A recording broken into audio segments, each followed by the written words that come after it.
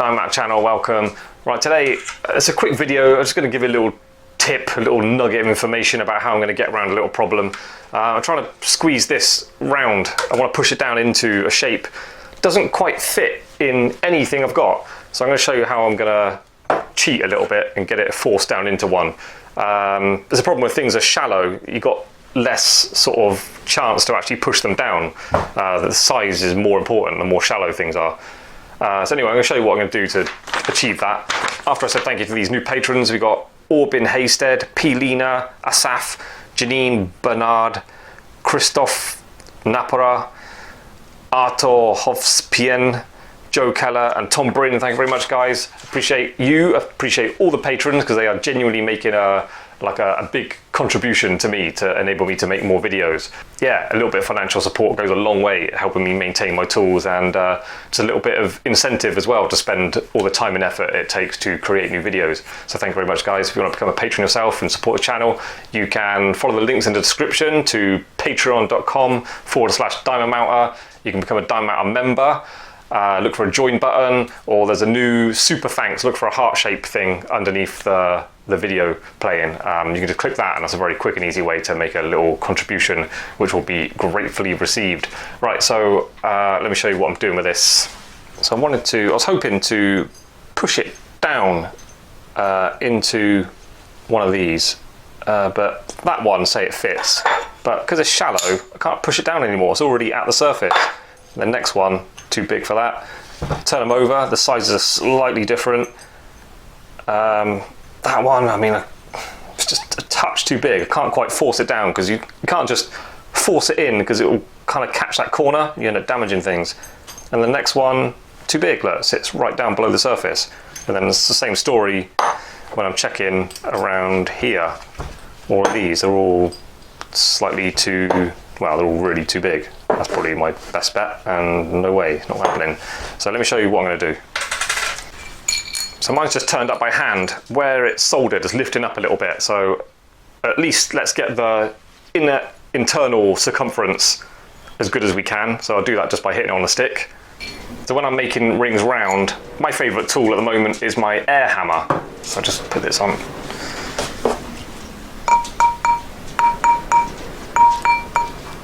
Always does a really good job. There you go. There you go, perfect.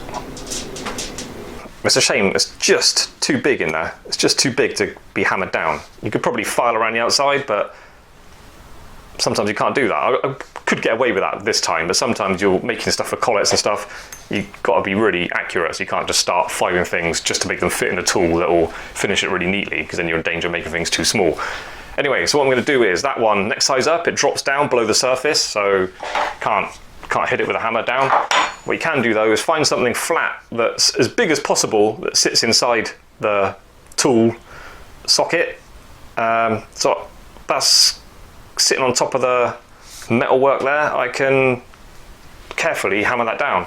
Don't want to hit that with a metal hammer. I reckon you could get away with it, but just to save risk of damaging it, I'm going to be using my nylon end hammer.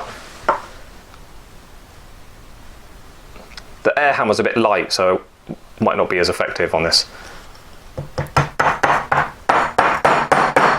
That is possibly a bit big. Next size down. So yeah, obviously these are all come in different sizes. You've got all different diameters on these. So keeping it horizontal, giving it a tap, and obviously do both sides.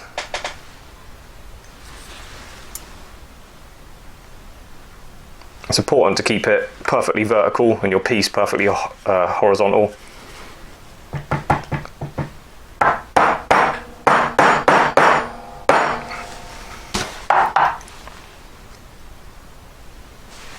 Show you that up close.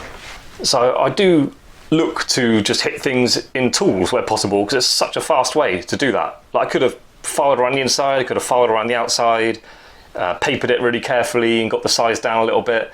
But you can't beat just hitting it in something that's like really machined accurately. They're so quick and easy, and I've sort of cheated and got that outer edge really perfectly round now. So there you go, that was it. Silly little video perhaps, but this channel is about simply about just me sharing what works, what has worked for me in the past, making jewellery, and what I continue to learn. So just little tricks like that, I feel like might be useful to other people to know, just so you sort of get in the mind frame of sort of thinking beyond just what one tool does. You can combine different tools and achieve little things like that. So there you go, that's how I cheat a little bit and get my perfect outer edge on circles.